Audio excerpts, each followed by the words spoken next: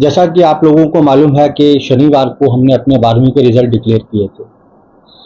और संडे सुबह सबसे पहले मुझे आदरणीय हमारे माननीय शिक्षा मंत्री जी का फ़ोन आया और उन्होंने बताया कि ऐसे कई जगह से उन्हें फ़ोन आ रहे हैं कि अंग्रेज़ी विषय में बाकी सारा रिजल्ट तो ठीक है, लेकिन अंग्रेज़ी विषय में कुछ बच्चों के मार्क्स कम आए हैं और उन्होंने निर्देश दिए कि आप इस विषय की गहनता से जांच करें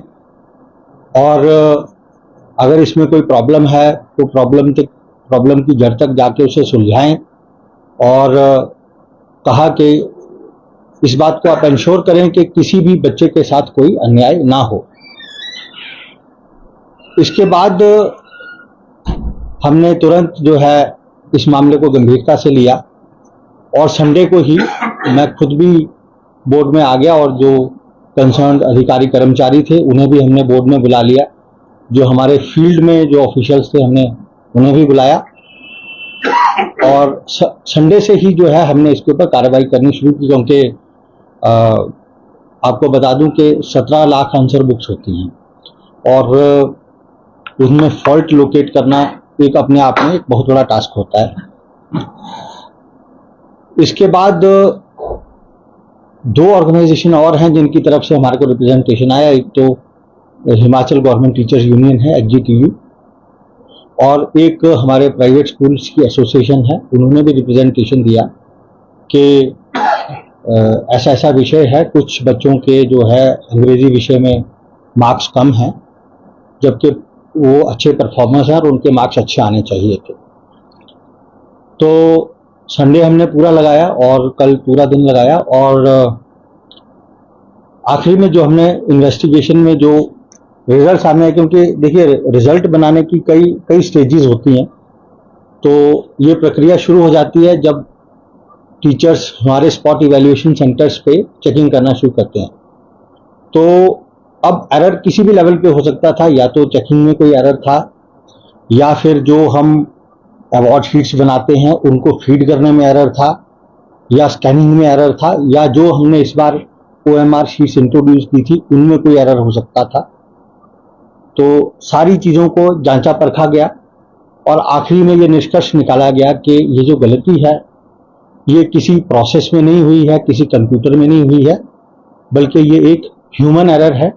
एक मानवीय गलती है। और इसमें जांच करने पे ये पाया गया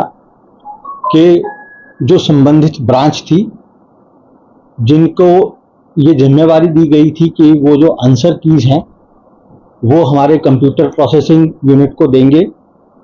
उसमें ये पाया गया कि उन्होंने जो कैंसल्ड पेपर्स थे, आपको याद होगा कि चुवाड़ी वाला इंसिडेंस हुआ था तो वो कैंसल्ड पेपर था, उसकी जो गलती से उन्होंने उसकी आंसर की जो है वो दे दी और जो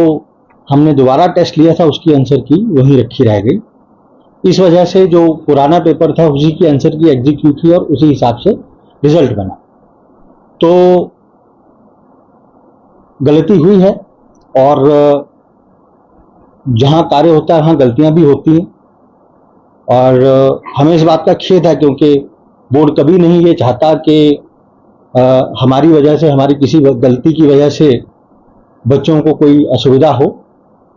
तो सबसे पहले तो मैं ये कहूँगा कि बोर्ड को इस बात का खेद है कि ऐसी परेशानी हमारे स्टूडेंट्स को आई, लेकिन हाँ, गलती हमने लोकेट कर ली है और उसको सुधारा जा रहा है। जो नई आंसर कीज थी उनको प्रॉपरली जो हमारी कंसर्न ब्रांच है उसको देके और नया डाटा जनरेट कर दिया गया है। अब नए डाटा के साथ नया रिजल्ट जो है अंग्रेजी विषय का वो कंपाइल किया जा रहा है। अब क्योंकि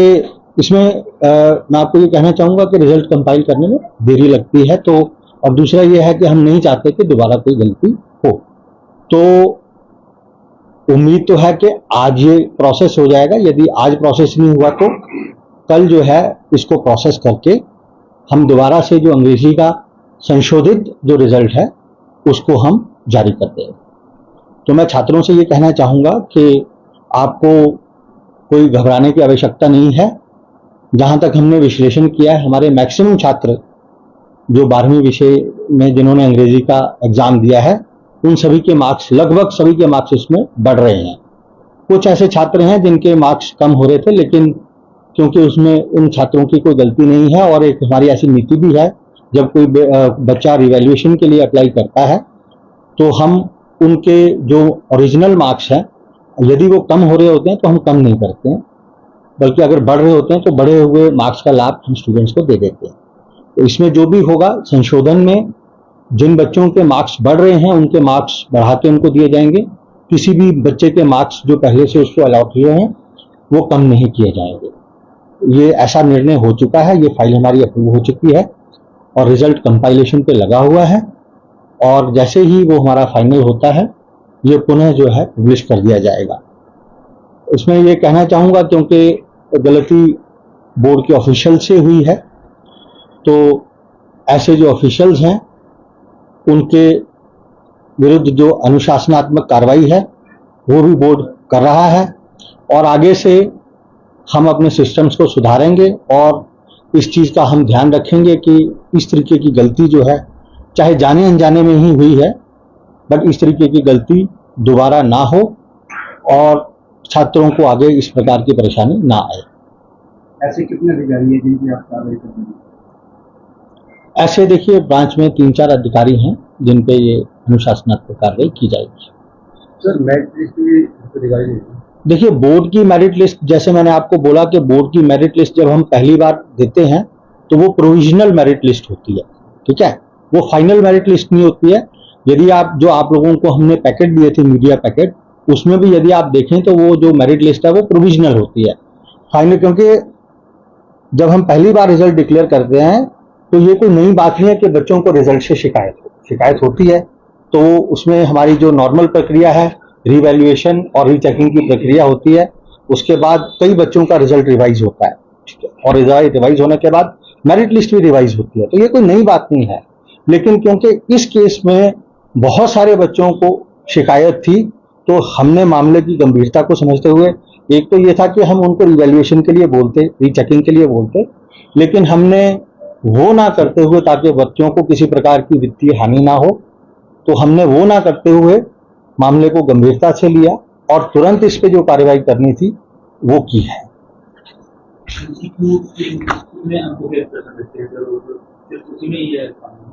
हाँ, लगभग 16 अंक रहते हैं एमसीक्यूज के, उसी में ही ये जो मैंने आपको बताया जो मानवीय गलती हुई है और जो एरर आया है उसकी वजह से ये हुआ है। जो रिजल्ट कंपाइलेशन की आपने बात करी, ये आज और कल की प्रोसेस कंप्लीट हो जाएगा, तो उसके बाद ऑफिशियली एक रिजल्ट आएगा जिसमें अपग्रेडेड मार्क्स के साथ रिजल्ट। नहीं, देखिए रिजल्ट तो हम डिक्लेयर कर चुके हैं, इसको आप एक रिवैल्यूएशन का केस मान सकते हैं, है ना, कि हमने अंग्रेजी विषय की जो पेपर्स थे उनकी पुनः जांच की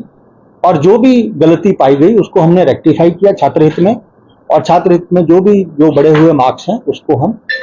बढ़ा के जो है स्टूडेंट्स को वो पब्लिश करेंगे। सर, आगामी बोर्ड ऐसी चीजों से कैसे सचेत रहेगा, क्योंकि बड़ी ऑब्जेक्टिव के तौर पे होता है, पूरे प्रदेश सर्वेक्षण टॉप सर्वेक्षण बना हुआ है, तो आगे से ऐसी कोई काफी ना पाई जाए तो क्या कदम और रहने वाले हैं?